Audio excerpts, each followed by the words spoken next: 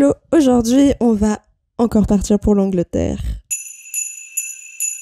Aujourd'hui je voulais parler de cette œuvre parce qu'à chaque fois que je la vois, j'ai l'impression que les choses n'ont pas tant changé depuis. Notamment pour le métro, le RER, enfin en soi tout transport en commun, hein. Peu importe le pays d'ailleurs. Alors, donc aujourd'hui on va parler de la vie en omnibus à Londres qui date de 1859 et qui est réalisée par William May Egley, je ne sais pas comment ça se prononce, mais de toute façon vous aurez son nom.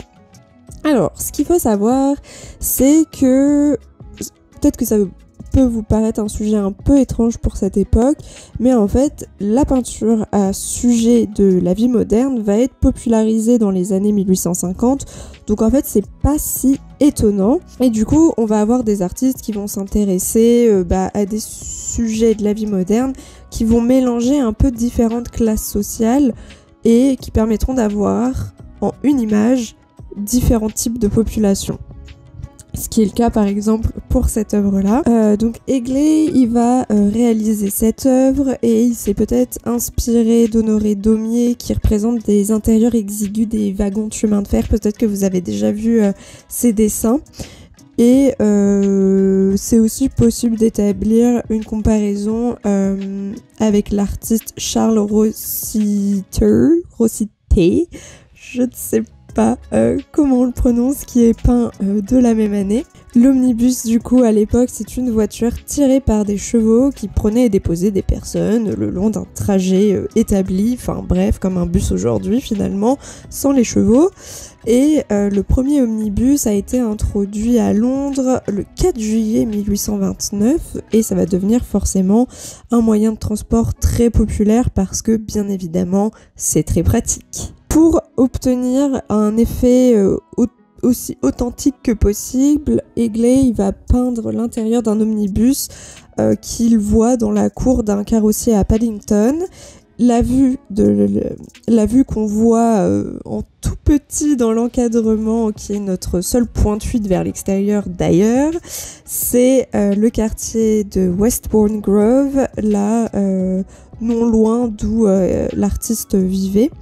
Et pour ces modèles, comment il l'a fait pour les faire poser? Est-ce qu'il les a fait poser directement dans un omnibus ou non?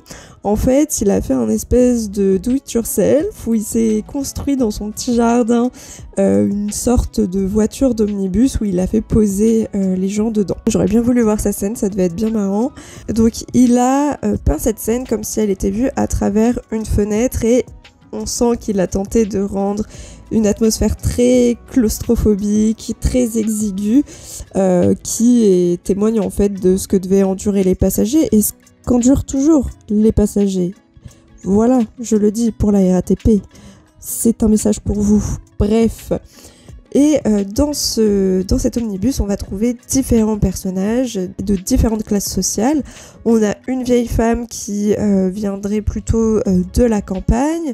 On a potentiellement une servante de famille avec ses bagages. On a au fond le greffier de la ville avec sa canne. Et on a une mère avec ses enfants, etc., etc. Et en tout cas, je trouve que c'est une toile qui est quand même assez rigolote. Et on a le journal Illustrated London News qui écrira que ce tableau est un intérieur amusant dont les incidents sévères et pénibles seront reconnus par des milliers de voyageurs fatigués dans les rues de Londres. Vraiment, moi ça me tue que de 1859 à 2024, ce soit pas un problème qui soit toujours réglé. Bref, on se retrouve demain, puisqu'au moment où cette vidéo doit être postée, je dois être dans les mêmes conditions dans le métro. Voilà, à demain!